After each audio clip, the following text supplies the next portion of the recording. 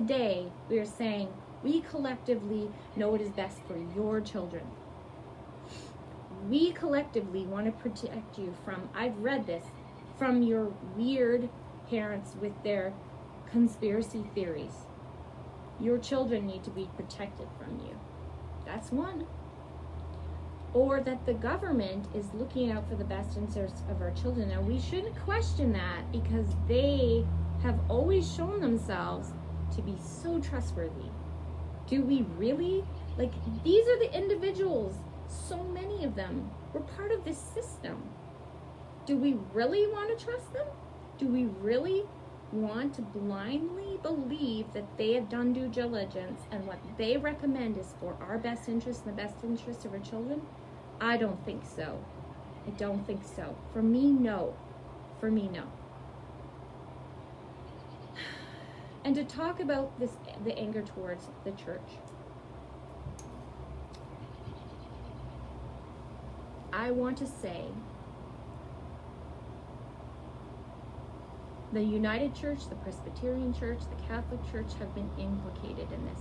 The denomination, they partnered with the government on this. I believe the government took over in the 60s, the administration of these schools. I want to say that's not Jesus. That is not my Jesus. And I think that's something that people don't understand. They just think, well, the church did this, as if the church was just this blanket statement. And does the church condemn this? Well, considering the global church, if we're talking about the global church, is in Nigeria, it's in Ethiopia, it's in Egypt, it's in Canada, it's in Germany, it's in the Philippines, it's in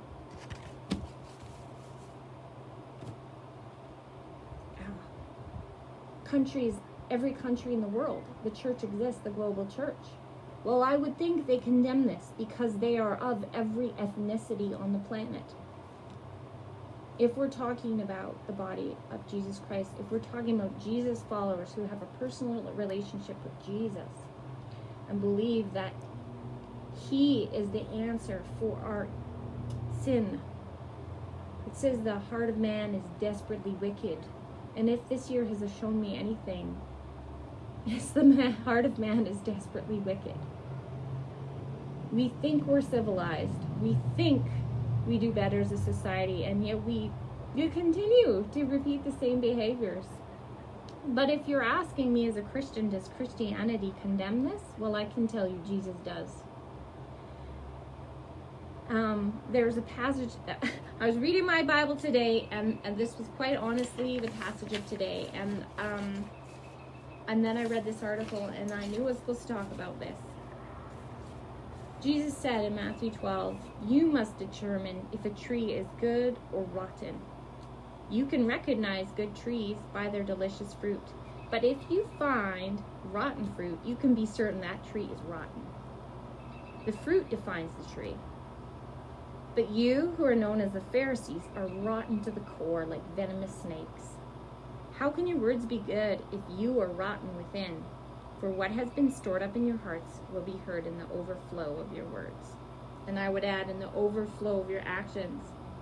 In Luke 18 it says, for nothing is secret that will not be revealed, nor anything hidden that will not be known and come to light. So some will say, this is what Christianity did. The church was involved with this. Well, you know what? Jesus spoke to this. He spoke to the Pharisees, who were the most religious, rule followers of the Torah. They thought they embodied righteousness, and they were the embodiment of religion. And Jesus, over and over again, he called them, you brood of vipers. Here he called them, you venomous snakes, rotten to the core. He condemned these people who put on the cloak of religion, of religiosity, of works, of this religious system devoid of a personal relationship with Jesus Christ, and he condemned it. And so I think it's really important to make a distinction between a system of religion where you do good and you live a moral, ethical life, and it's all about appearances and behaviors. And I think the fruit here is pretty obvious. These individuals who were responsible for these atrocities were rotten fruit and rotten trees, and Jesus would be the first to condemn them. And so I carry no shame. As a Christian, I do not bear responsibility or feel burden of shame as a Christian for what happened on these schools.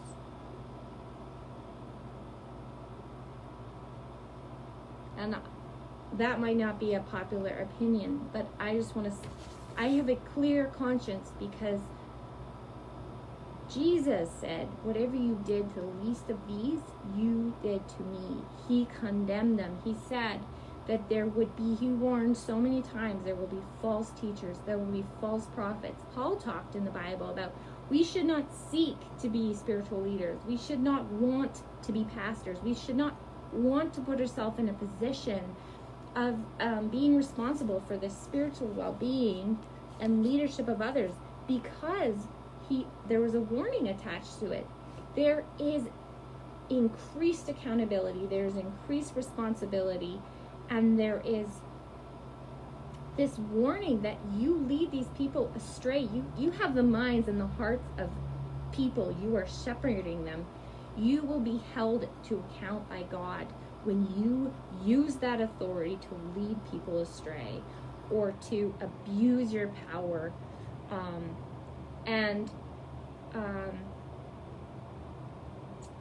Unfortunately, I really truly believe that so much of the culture of the world has infiltrated the organized religion, organized church. I do not think this is a reflection on Jesus. I do not think this is a reflection on Christianity, but I do believe it is a reflection on the state of mind that our culture has today.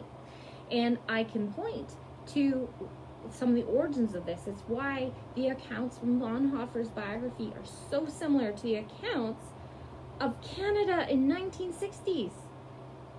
And one of this is because we bought into this evolutionary idea that Caucasians were a higher evolved state of humanity.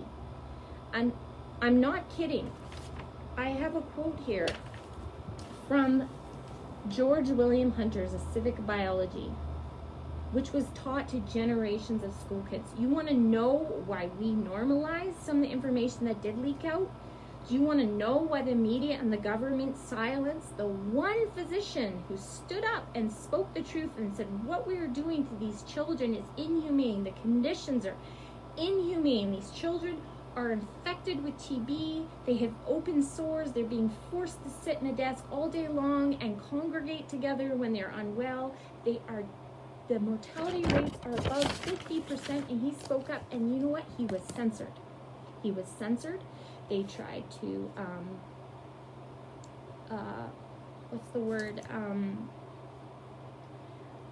damage his credibility. They removed his teaching privileges. Does this sound familiar? Does this sound familiar to you? Here in Saskatchewan, we have a physician. He was a faculty professor for the University of Saskatchewan. He is a surgeon in Saskatoon. I believe he is the head of safety protocols, whatever that's called, for the hospital. And he has had his teaching privileges revoked.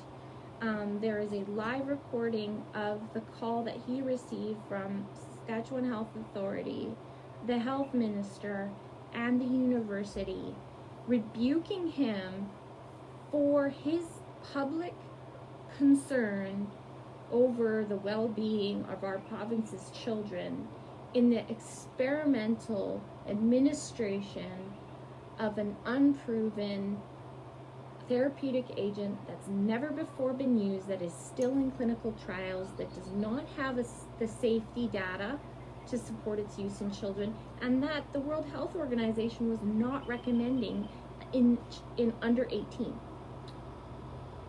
And he is being censured, he's being criticized and ridiculed, and they are trying now to make people believe that he's not a voice we should be listening to because he's speaking up for our children. Just like this doctor in the 1920s did. And you know why people justified this?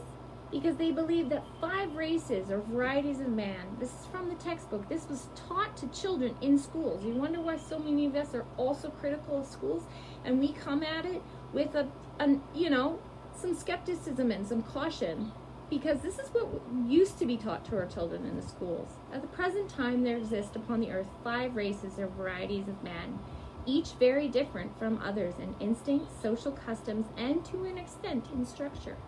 And then they go on to list the different types. And at the end, and finally, the highest type of all, the Caucasians, represented by the civilized white inhabitants of Europe and America. And they use this ideology and this teaching to justify experimentation on the lower forms of human evolution. So, do I need to throw my entire race under the bus?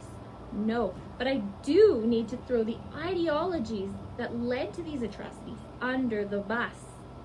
They need to die, those ideologies. The Nazi woke ideology of this superior Aryan race needed to die.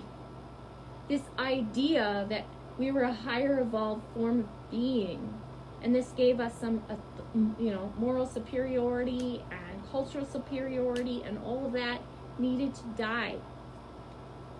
And this idea today that the government has the best interest of our children in mind, that they know what is best for their public health, that they know what is best for their education, that they have the moral and ideological high ground. Well, does our history demonstrate that that is true? Because I would say it's not.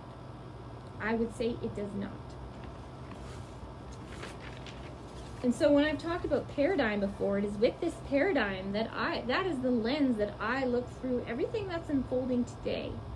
And I see the story that is, and the information that continues to come to light from the residential schools as yet another cautionary tale of why the rights of parental authority are so sacred. That parents have a God-given responsibility to raise, to nurture, and protect their children. And that this should never be handed over to the state, and certainly not for some kind of public health or ideology position, because you know what, that changes, and science changes. That's a fact. It is a constantly evolving system of beliefs that are then tested and refined and revised. And so to remove the authority of a parent over an ideology or a religious belief or a medical stance is insane. And if these are not cautionary tales, I don't know what would be. I don't know what would be. So now comes the question of Canada Day. And I see it circulated, to this move to cancel Canada Day. And I'm going to talk about, I'm going to talk about why I'm celebrating Canada Day and why our family will be celebrating Canada Day.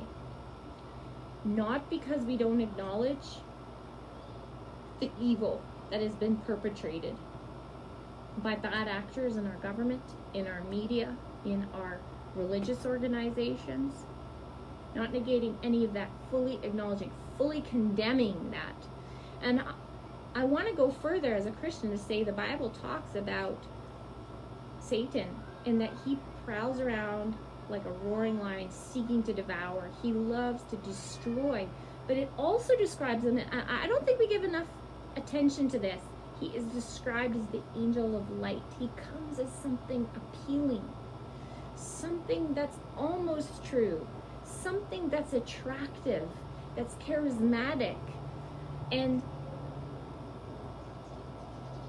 he positions himself as something good, that's for humanity's good, that's for the betterment of society. Maybe not on an individual level, but collectively this is going to be better for you, even though individually we're going to make you and your children suffer these atrocities, but we're going to better society. This is a lie that this Dr. Rasher believed, and he thought of himself as this great person contributing to society, that I honestly believe members of our military and our government and our churches believed and used to justify these horrible behaviors.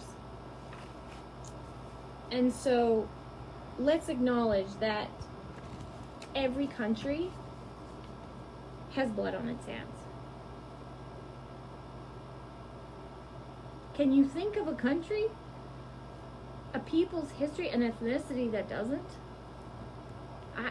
I come from a long line of very strong-willed, strong personality Scottish people on my grandfather's side. My gosh, do they have a history of warfare, of fighting other tribes, of fighting, other clans. I'm a direct descendant of Robert de Bruce, who tried to overthrow the British suppression of the Scottish people. Every country has this history of violence, and we need to learn from that. We need to learn from the mistakes we made. We need to acknowledge them. We need to seek reconciliation and forgiveness for them. And the Bible teaches us that there is grace, there is forgiveness available to all, that all are desperately wicked, that we all are our hearts are desperately wicked above all else. When we think it's not, that's when we justify this evil. I can fully acknowledge the sin nature that I was born with, and how early on I decided to rationalize wrongdoing. And it's only through Jesus that we see he identifies us as neither Jew, nor Greek, nor slave, nor free. He makes us one under humanity, one human race. And I celebrate that on Canada Day. I celebrate the ideals of democracy and representation by the people for the people. I don't just celebrate that I'm fighting for that, for our system of democracy, for our charter rights. I don't fight for them to be selfish. I fight for them because I believe in them. I believe they are essential to the future of our nation. I believe they're essential to our children's future. And I believe that without them, we don't have Canada. We become something else. And it's not a future that I want for my children. So I fight for and I celebrate for the future that I want for my children and my children's children and for our society as a whole. I celebrate individual sovereignty and I fight for it. I celebrate a country that took my husband's family, suffering, dying, lost everything under the communist regime of Russia, escaped to Paraguay, lived in horrible, very difficult conditions in a very unstable government, and basically there was no infrastructure. And I celebrate a country that took my husband's family in as refugees and gave them religious freedom and freedom of conscience, and I fight for that. I celebrate the Canada that took my uncle in as a political refugee from communist Romania, and the future that it offered him and his children. I celebrate Canada for our part in our fight against the Nazi ideology and totalitarian ideology that swept the globe. I celebrate on Canada Day that this country has been a haven and a new future to hundreds of thousands of refugees seeking asylum from all over the world. That's why I celebrate Canada Day. And I will continue to celebrate Canada Day as long as we have a nation. I celebrate this nation in all with all of its history. I learn from that history. I examine that history. There's a saying, when you know better, you do better. And as a person, as a mother, as a wife, I have had to learn this lesson over and over again. I could beat myself up for eternity for the failings that I have embodied in my life. There are things I wish so desperately I could take back. Things that harmed my children. Medical decisions I made that my children will live with for forever. But when you know better, you do better. I don't have to erase my history. I don't have to hang my head in shame for forever for the mistakes that I've made as a human being. And I believe that about our country and our nation. And that is why I'm celebrating Canada Day, because I still have faith in our nation. And when we lose faith in our nation, and when we lose faith in what our country can stand for, we lose our country. Yuri Bezmenov was a KGB defector in the 1980s. And he talked about the communist strategy that they had successfully deployed in so many countries around the world. And this was their strategy. This was the pillars of how you take a nation and you move it towards communism. Number one, demoralize. Demoralize by infiltrating molders of public opinion, media, education, the pulpit. He really emphasized how important it was to infiltrate the pulpit and the churches. And we see that today, and you see that in the false teaching, you see that in the duplicity, you see that in the atrocities of our past and the church's involvement in it. You don't think that the angel of light wants to infiltrate the places of greatest influence? Of course he does. And we should condemn any of those people who perpetrate that and use their position of power to do it, wherever they are. So that's number one. Demoralize. Infiltrate all those areas. Demoralize it. Make us feel horrible for who we are and what we're about. Make us ashamed of our history. Make us want something different, want change. Who knows what that change is, but let's want change. Then, destabilize. Let's create crisis. And don't let any crisis that comes go to waste. Sound familiar? 3. Crisis. Destabilize. Then, create a crisis. I could give you so many examples from history on this. The Night of Broken Glass, for example, at the Brown Church in pre-World War II Germany. And then the burning of their parliamentary building, exploiting a young man and then pinning it on communists, and then the witch hunt that ensued for all communists and all political leaders who did not embody and support the Nazi ideology. It was a witch hunt. They did not let a crisis go to waste. And that is a strategy that has been used successfully in every communist nation on this planet. And then, once you've done that, that's when you stage a coup and you normalize now this new reality. You erase history, you remove history. This cancel culture is not a new thing. Get rid of the history. Do you know, in Ukraine and Russia, where my husband and his family lived, they wiped out the memory of them. They removed the gravestones. I met a girl from the Ukraine. She'd never even heard of the Mennonites, and they settled the Ukraine. It was basically they had taken it from the Ottoman Empire. There was nothing there. They brought in all these immigrants who had farming knowledge to settle the land, and there's no memory of them. The Bolshevik Revolution and the communism that followed, they wiped out the history and they rewrote it the way they wanted people to remember it. And so I want to caution you as we approach Canada Day that we do not try to erase history, that we acknowledge it in all of its flaws and its ugliness, that we learn from it, that when we know better, we do better, and that we celebrate the Canada of our future. We celebrate the things we have done right, and we learn from the mistakes we've made, and we build better. We build wiser. We don't dismantle. We don't cancel Canada. We don't cancel Canada Day. We don't cancel our ugly history. We acknowledge it and we move forward. And I just feel so passionately about that. And as Christians, we carry Jesus and his teachings.